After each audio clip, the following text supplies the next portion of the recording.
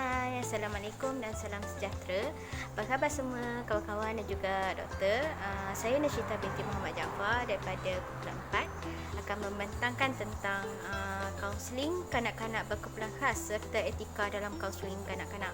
Okey, pertama sekali, siapa sebenarnya kanak-kanak berkeperluan khas? Okey, menurut Kurt dan kawan-kawannya pada tahun 1993, kanak-kanak berkeperluan khas ni adalah kanak-kanak yang berbeza daripada kanak-kanak normal berdasarkan ciri-ciri mentalnya, ciri-ciri fizikalnya, otot, dari segi tingkah laku serta emosi. Itu menurut Kurt lah kan. Seterusnya kita akan tengok kanak-kanak berkeperluan khas menurut Akta Pendidikan 1996, di mana ada dua di sini. Satunya mempunyai masalah pembelajaran yang besar. Okey. Maksudnya kanak-kanak tersebut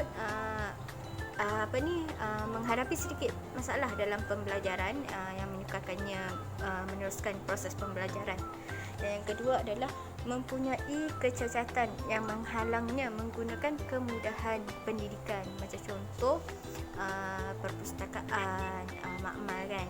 Kalau kanak-kanak normal biasa boleh pergi ke tempat tersebut dengan tanpa kesukaran lah, tapi untuk kanak-kanak begini mungkin perlukan sedikit usaha, di mana mungkin kanak-kanak mempunyai kecacatan yang menyukarkan yang bergerak. Okay. Dan seterusnya kita akan tengok kategori kanak-kanak berkeperluan khas, yang ini menurut JKM, di mana ada 6 semuanya kalau kawan-kawan boleh tengok lah kan. Okey, antaranya adalah perkembangan lewat. Kategori perkembangan lewat ni termasuklah ADHD dan juga sindrom Down. Okey, seterusnya kita ada kecacatan fizikal. Kecacatan fizikal mungkin kesukaran bergerak, lumpuh. Okey.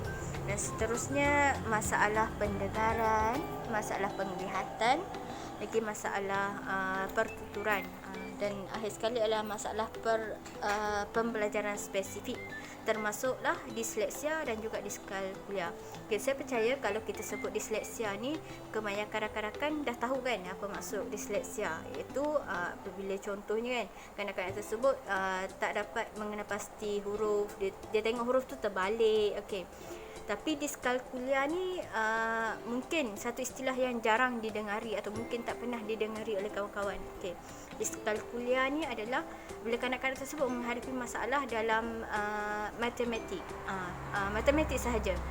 Maksudnya contoh rumus yang mudah seperti 1 tambah 1 kita boleh jawabkan 2, tapi untuk kanak-kanak ni dia agak sukar sebab dia menghadapi masalah lah. Ini adalah untuk kanak-kanak yang menghadapi diskalkulia, di mana dia menghadapi masalah dalam matematik sahaja. Okey, seterusnya kita akan tengok 9 kategori kanak-kanak berkeperluan khas. Yang ini menurut Garciolo pada tahun 2003.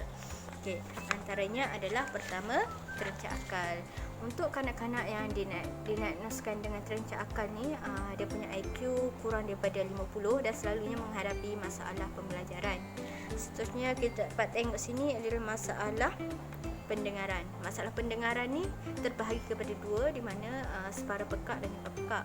Untuk separa pekak, kanak-kanak tersebut menggunakan alat pendengaran untuk meneruskan pembelajaran. Manakala untuk yang dikategorikan sebagai pekak, dia menggunakan sensori lain. Contohnya penglihatan, sentuhan dan sebagainya untuk meneruskan proses pembelajaran lah. Seterusnya kita ada masalah penglihatan. Okey, untuk masalah penglihatan ni, penglihatan kanak-kanak tersebut memang tak dapat dirawat. Okey. Dan dengan penggunaan kanta, tahap penglihatan kanak-kanak itu adalah 20/70 dan juga 20/200. Okey, seterusnya kita dapat tengok lagi kecelaruan spektrum autism. Okey, untuk kanak-kanak ini selalunya seperti yang kita belajar, selalunya kanak-kanak ini mempunyai tingkah laku yang berulang-ulang dan agak mempunyai masalah lah dalam pembelajaran, dan juga psikomotornya agak terhad kan. Okey, seterusnya kurang upaya dalam pembelajaran. Kanak-kanak ini mempunyai masalah dalam pembelajaran, dan seperti autism juga, dia mempunyai psikomotornya agak terhad. Okey, seterusnya kita ada kecelaruan emosi dan tingkah laku. Untuk kecelaruan emosi dan tingkah laku ni, kanak-kanak tersebut dia mempunyai emosi yang tidak sesuai dengan sesuatu situasi tu. Sebagai contoh, ibu kanak-kanak tersebut meninggal, tapi kanak-kanak tu tidak menunjukkan sebarang emosi, sedih ke, ketawa ke, tak, ataupun dia menunjukkan situasi yang tidak normal. Macam contoh, ibunya meninggal tapi dia ketawa. Jadi emosi yang ditunjukkan tidak sesuai. Jadi itu menunjukkan dia mempunyai kecelaruan emosi lah. Okey, seterusnya kurang upaya fizikal. Untuk kanak-kanak yang menghadapi kurang upaya fizikal ni, dia memerlukan peralatan khas untuk membantunya dalam pembelajaran. Sebagai contoh, kerusi roda dan sebagainya lah. Okey. Seterusnya pintar cerdas dan berbakat. Untuk kanak-kanak pintar cerdas dan berbakat ni, selalunya kita dah dapat diagnose dari awal lagi. Maksudnya dari kecil kita dah dapat lihat dari segi tahap IQ-nya, tahap pembelajarannya macam mana. Dia berbeza daripada kanak-kanak normal yang biasa. Okay. Dan akhir sekali, kita ada masalah bahasa dan pertuturan. Untuk masalah bahasa dan pertuturan ini termasuklah gagap, pelat dan sebagainya yang melibatkan masalah bahasa dan pertuturan. Dan okay, akhir sekali kita akan tengok perkhidmatan yang boleh disediakan untuk kanak-kanak berkeperluan khas ini. Okey, ini termasuklah perkhidmatan perundingan dan rujukan serta perkhidmatan perbincangan dengan ibu bapa. Okey. Maksudnya kaunselor boleh menyediakan khidmat ni kepada ibu bapa, mungkin sebagai rujukan dan juga konsultasi kepada kanak-kanak tersebut dan juga kepada ibu bapa. Okey, seterusnya saya serahkan kepada sahabat saya Nurul Ashikin untuk meneruskan pembentangan. Bye. Assalamualaikum dan hai semua. Okey, so saya Nurul Ashikin, pembentang kedua untuk bulan ni. Jadi tanpa melengahkan masa, saya teruskan Okey. Yang pertama sekali ialah tugas guru bimbingan dan kaunseling. Memberi kesedaran kepada orang ramai tentang peranan kita semua dalam keperluan khas lah. Jadi bukan mak ayah saja yang perlu bersama-sama dalam menjaga dan menguruskan kanak-kanak keperluan khas. Ini menjadi kewajipan kita semua. Okey. Dan macam mana cara dia, kita boleh sebarkan melalui flyers ataupun poster ataupun media masa sekarang paling cepat kan. Okey, jadi kita perlu sebarkan sebanyak mana maklumat supaya kita semua tahu dan kita semua peduli tentang kanak-kanak keperluan khas ni. Okey. Jadi yang kedua ialah membantu kanak-kanak menyesuaikan diri daripada segi emosi, sosial, jasmani dan sebagainya lah. Okey. Jadi kanak-kanak ni mereka rasa terasing. Jadi melalui tugas kita ni dalam membantu kanak-kanak, mereka akan dapat rasa tak ada diskriminasi dalam diri mereka. Jadi mereka pun rasa gembira. Okey. Yang seterusnya, perlu mempunyai atau mengawal sebanyak mungkin pengetahuan mengenai pelbagai jenis. Maksudnya kaunselor perlu tahu setiap golongan, setiap karakteristik yang ada dalam line-line keperluan khas tu kan. Kaunselor perlu tahu dan kaunselor perlu arifkan dirilah supaya kita dapat memahami mereka dengan lebih baik kan, berkomunikasi dengan baik dan mereka pun rasa mereka disayangi dan difahami oleh semua orang. Okey. Maaf saya laju sikit. Okey, nombor 4 ialah kaunselor perlu peka terhadap isu budaya pelajar.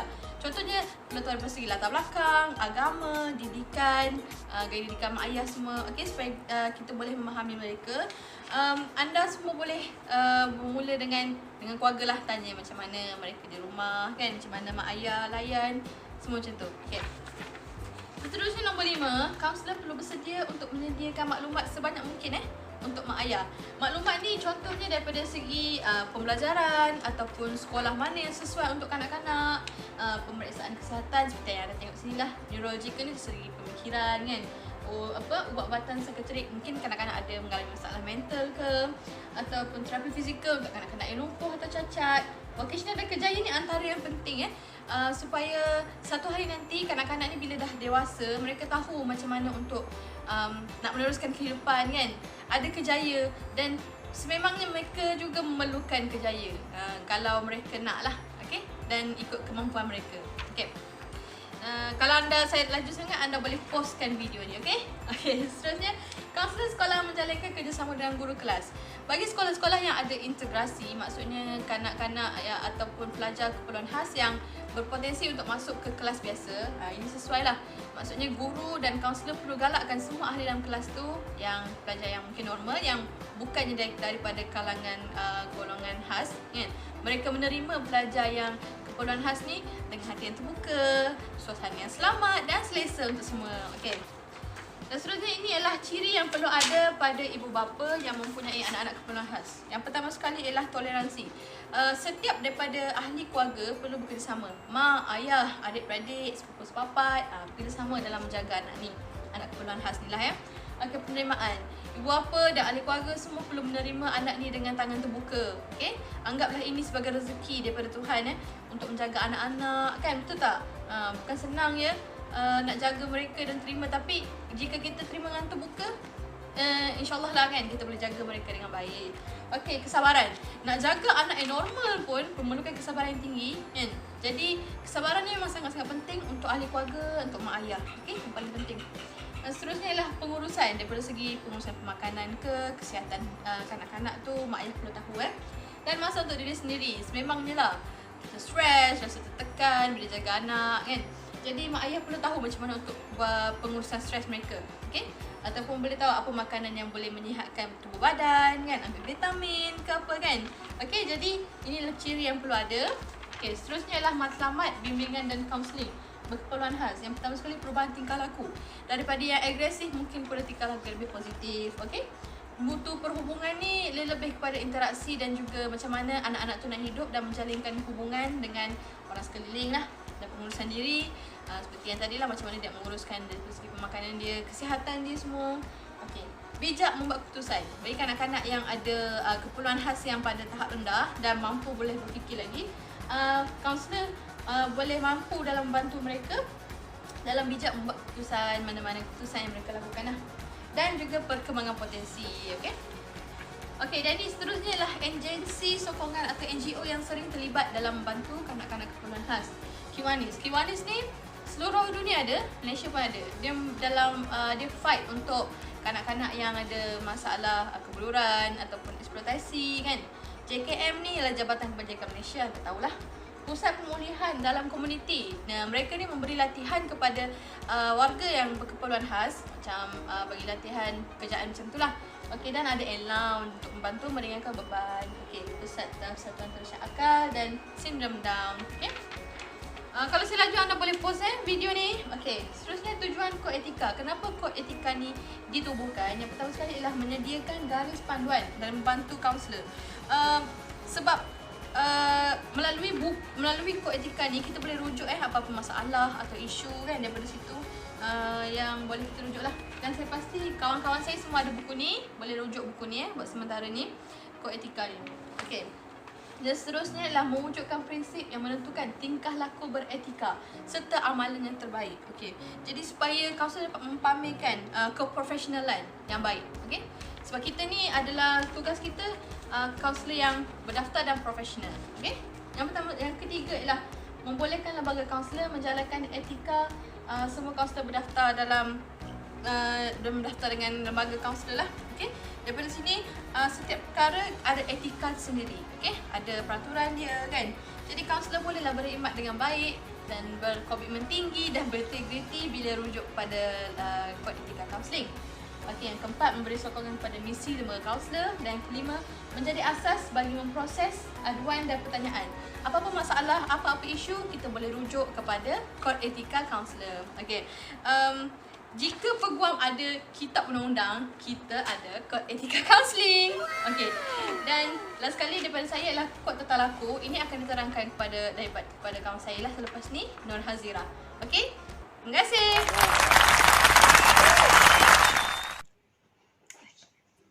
Okay, tadi kan Asyik ada terangkan tentang 4 kod tata laku. First, kod tata laku tu iaitu tanggungjawab kaunselor terhadap klien, tanggungjawab kaunselor terhadap rakan profesional, tanggungjawab kaunselor terhadap masyarakat dan tanggungjawab kaunselor terhadap organisasi. Okey, first kita pergi kat tanggungjawab yang pertama iaitu tanggungjawab kaunselor terhadap klien. Okey. First, kat sini ada 5 point lah. Mengutamakan kepentingan klien, privasi klien, bimbing klien atas tingkah laku dia, persetujuan sekiranya diubah dan isu keselamatan lah. So kat sini, first sebelum sesi dijalankan, apa yang kita perlu buat? Okay, jawab Nuri. Okay, pandai. First, sebelum sesi kita buat sesi, apa yang kita perlu buat ialah beri dia info consent. Okey, dalam info consent tu juga ada kenyataan mengenai tentang etika kerahsiaan yang mana klien kena tanda tangan kan. So kat situ, tanggungjawab kaunselor ialah memberitahu secara lisan atau bertulis kepada klien supaya faham yang sepanjang sesi berlaku ni antara kaunselor dan klien berada di dalam etika kerahsiaan yang mana kaunselor kena jaga, klien pun kena jaga. Tapi dalam tu juga kaunselor kena ingatkan klien bahawa sekiranya sepanjang sesi ni berjalan, memberi kemudaratan kepada klien, kaunselor ataupun orang sekeliling klien, maka etika kerahsiaan ini dibatalkan. Faham tak?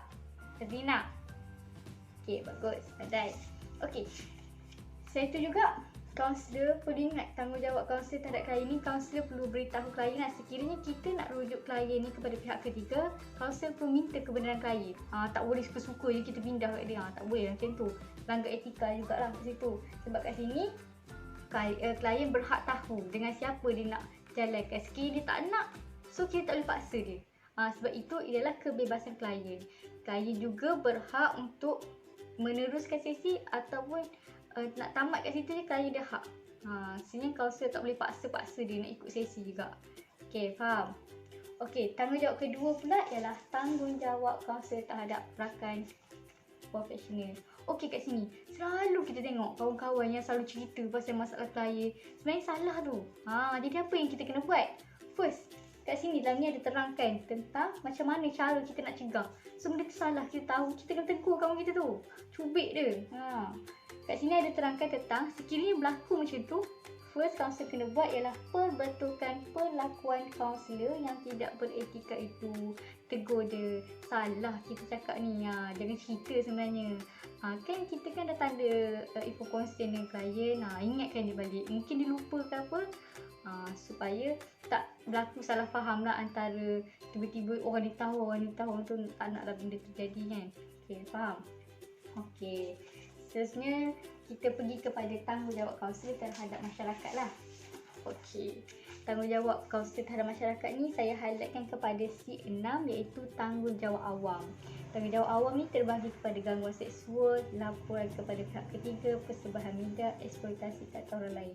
Okey, kat sini sepanjang sesi yang kita buat dengan orang lain, misalnya contoh kita buat sesi program ke dengan pusat-pusat pemulihan akhlak ke, Baitul Sakinah ke apa ke, kaunselor tak boleh sama sekali menyebarkan gambar ke video ke apa dekat media sosial. Benda tu sangat melanggar etika. Yang mana ada terang kat sini, C6D, eksploitasi ke atas orang lain. Tak boleh sama sekali. Bisa kata kaunselor nak buat kajian kes ke, tiba-tiba so kita ambil suka-suka je data. Tak boleh lah macam tu. Sebab diorang pun ada privacy diorang sendiri yang mana kaunselor pun hormatilah. Okey, faham kat situ? Aina Mustira? Okey, pandai. Okey, seterusnya tanggungjawab terhadap organisasi. Okey, kat sini tanggungjawab kaunselor terhadap kaunseling lah. Yang mana kaunselor juga ada kod etika kaunseling. So kat sini mengikut polisi dan prosedur yang ditetapkan lah. Yang mana kaunselor tak boleh melanggar etika, tak boleh sebarkan segala maklumat klien macam kita tahu tadi lah maklumat dia. Kedua, mencegah diskriminasi dan organisasi, elakkan pergaduhan antara kaunselor-kaunselor geram. Benda tu sangat tak baik lah benda tu, elakkan. Lepas tu kaunselor juga tidak boleh menggunakan kemudahan dan sumber yang ada, tak boleh menyalahgunakan. Misal kata maklumat detail klien tu kita ambil sebagai kajian kes kita tanpa persetujuan klien, tu salah lah. Okey, kat sini juga laporkan majikan. So kat sini dalam sekiranya kita proses menjalankan sesi kaunseling ni, kita ada kelemahan ke apa ke, kita tahu segera rujuk pihak atasan ataupun majikan lah, minta bantuan dia supaya dapat perbaiki diri kita juga. Kalau boleh sebaiknya kaunselor banyakkan menghadiri program-program aktiviti yang boleh meningkatkan lah skill-skill kaunselor ni. Okay. Okey, selain itu juga ada dua benda yang ada dalam diri kaunselor yang kita ada. Okey, first, record. Semuanya ada record kan. Kedua, inventory. Benda ni tak asing dalam diri kaunselor. Dalam diri kaunselor lah. So, first kita buka record. Rekod terbahagi kepada dua, iaitu rekod lisan ataupun rekod lisan ataupun bertulis. Okey, rekod lisan ni lebih kepada kita rekod video, voice. Benda tu kan sangat penting. Bertulis kita, report yang kita buat tu sangat penting. Apa yang kita kena buat dengan record yang kita ada tu? First, kerahsiaan rekod. Sewaktu kita nak jalankan sesi rekod tu, pastikan kita minta kebenaran klien tu pertama. Kedua, pastikan tempat kita simpan rekod tu tempat yang sangat sulit, yang susah orang nak jumpa. Tak boleh kita simpan dekat buku atas meja, dekat library. Tak boleh, benda tu sangat sulit. So, di samping tu juga dalam rekod ni, sekiranya rekod yang digunakan tu sebelum kita minta rekod tu, pastikan kebenaran merakam adalah. Minta kebenaran klien tu juga. Pendedahan kepada pihak ketiga ni akan berlaku sekiranya kita nak merujuk klien pada orang lain. Selain itu juga sepanjang rekod ni ada sekiranya kita nak buang rekod bertulis ke rekod voice ke apa, dia ada alat dia lah yang khususkan untuk macam mana kita nak lupuskan rekod-rekod yang ada tu. Okey, kedua, inventory. Okey, kita sedia maklum kita dapat banyak inventory dust, item inventory personality, inventory kejaya, banyaklah. So kat sini apa yang kita perlu buat, kaunselor perlu buat dengan inventory tu?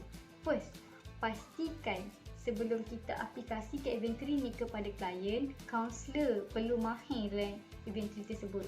Macam mana kita nak interpretasikan kepada klien, kaunselor perlu mahir.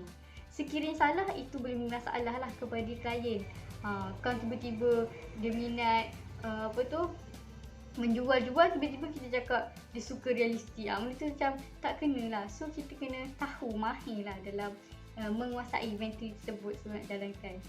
Okay, selain itu juga, sekiranya kita mengendalikan inventory ni, kita kaunselor ni tak ada hak untuk nak cakap yang okey, pelajar ni ada skizo ni, ada depression ni, ada bipolar, tak boleh. Kaunselor tak boleh cakap macam tu sama sekali. Kaunselor hanya membantu mengenal pasti. Sekiranya ada simptom tu dekat dalam ujian inventory ni, kaunselor hanya perlu guide je. Okey, keputusan yang kita dapat tu bagi pihak atasan, bagi pihak macam kat sekolah kita bagi pengetua ke, ataupun mungkinlah dia akan rujuk pihak sekretari ke. Hanya dia yang boleh mendiagnosis penyakit tu. Sekiranya kita dapat hasil daripada inventory tu lah, kaunselor mampu bimbing je lah kan. Okey, selain tu juga pemilihan instrumen ni, inventory ni, sekiranya kita nak jalan kat pelajar, pastikan inventory yang kita nak beri tu bersesuaian lah dengan peringkat umur. Jangan darjah 6 kita bagi inventory tingkatan 5, tingkatan 4, tak sesuai lah macam tu. Okey, dalam kaunseling etika dan kaunseling kanak-kanak juga ada limitasi dia. Okey, kita sedia maklum lah limitasi dalam kaunseling kanak-kanak ini.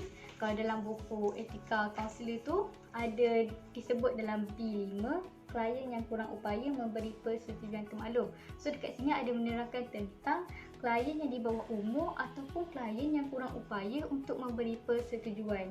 So kat sini kaunselor perlu meminta kebenaran pihak ketiga lah sekiranya jadi. Okey, siapa itu pihak ketiga? Okey, pihak ketiga tu ialah ibu bapa ataupun penjaga. Okey, kat sini apa tujuan dia? Supaya apa yang klien tu beri keputusan, pihak ketiga tahu. Sekurang-kurangnya sekiranya berlaku apa-apa, pihak ketiga tahulah macam mana nak guide, macam mana nak cegah dan macam mana nak bantu.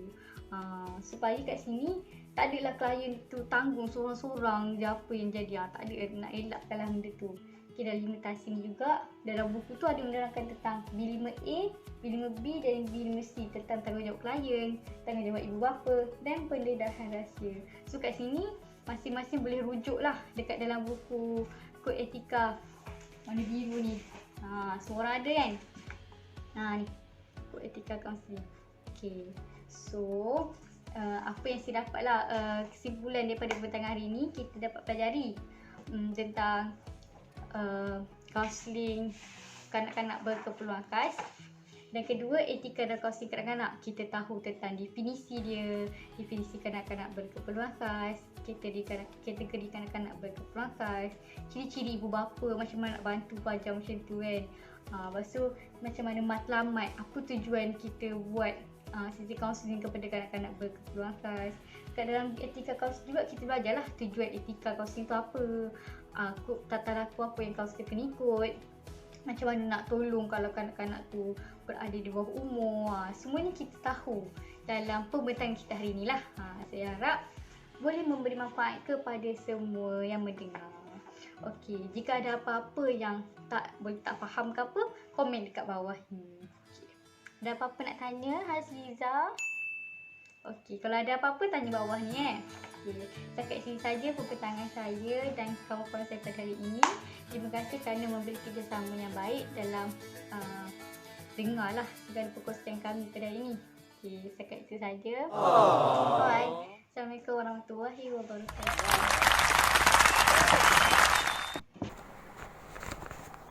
Surprise! Okay.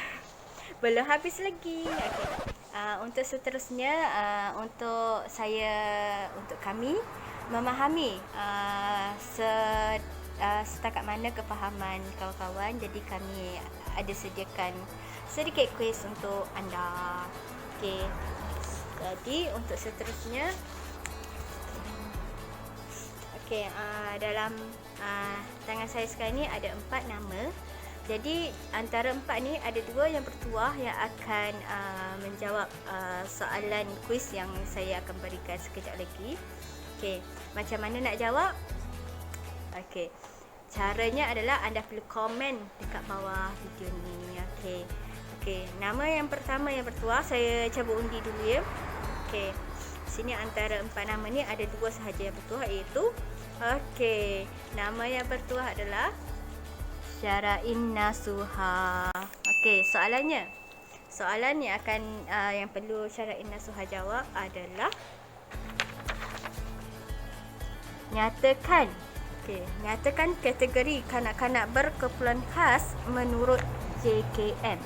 Okey, jangan lupa ya Syarain Nasuha jawab, komen dekat video di bawah ya. Okey, untuk yang kedua, untuk orang kedua yang bertuah, kita dah ada nama. Orang kedua yang bertuah adalah Nur Hazliza. Okey, Nur Hazliza pun jangan lupa tahu komen dekat video di bawah. Okey, soalan yang Nur Hazliza perlu jawab adalah terangkan kategori kanak-kanak berkeperluan khas masalah pendengaran menurut Garciolo 2003 secara ringkas. Okey, soalan ni Nur Hazliza perlu jawab. Okey, seterusnya untuk soalan seterusnya saya serahkan kepada saudari Ashikin lah. Bye. Hai semua, kembali semula dengan saya. Okey, sekarang ni kita nak bagi soalan Okey, so saya ada 2 soalan. Soalan ketiga. Okey, saya akan bacakan.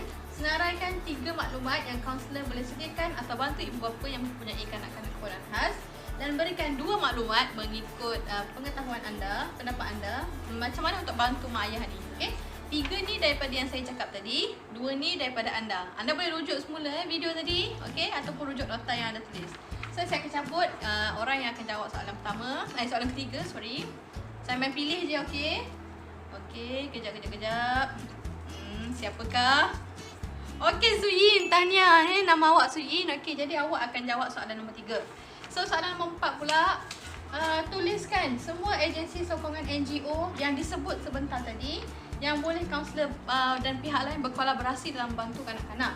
Okey, dan sebutkan lagi satu agensi yang anda tahu selain daripada yang saya bagi tadi, dan apakah fungsi mereka. Okey, saya bagi tadi ada 5. Okey, tambah lagi satu yang anda tahu dan apakah fungsi mereka. Okey, so saya akan cabut lagi 2 nama. Saya tak tahu siapa. Sekejap saya dah pilih okey, Umi Syafira. Nampaknya Umi Syafira. Okey, tahniah Umi Syafira jawab nombor 4. Comment down below Umi dan Suyin. Terima kasih. Okey, tak habis lagi Okey, kat sini ada soalan seterusnya lah yang saya nak bagi. Soalan yang kelima dengan soalan yang keenam. Okey, kat sini ada nama yang saya dah sediakan. Yang mana akan saya buat undi lah. Okey, nama-nama yang bertuah ni. Okey, boleh jawab ya dekat bawah. Okey, nama yang pertama saya panggil ialah Syahira. Syahira. Okey, soalan untuk Syahira iaitu soalan yang kelima. Okey, soalan dia, nyatakan 3 tanggungjawab kaunselor terhadap organisasi. Okey, saya ulangi. Nyatakan 3 tanggungjawab kaunselor terhadap organisasi. Okey, Syahira, jawab di komen bawah ya. Okey, untuk nama yang ke-6 ni, yang soalan terakhir ni lah. Nama yang bertuah ialah Umi Amira. Okey, Umi Amira. Soalan untuk awak ialah soalan yang terakhir, soalan ke-6. Nyatakan aspek rekod kaunseling yang perlu dijaga. A, B, C, D. Okey, sila pilih ya mana salah satu. Okey, saya harap soalan yang diberi ni sedikit sebanyak boleh membantu. Saya ulang balik soalan ke-6 tadi. Nyatakan aspek rekod kaunseling yang perlu dijaga. A, perhubungan sesi kaunseling. B, penempatan sesi. C, kebenaran berekod. D, maklumat kaunselor. Kat ini saja soalan yang diberi. Selamat menjawab.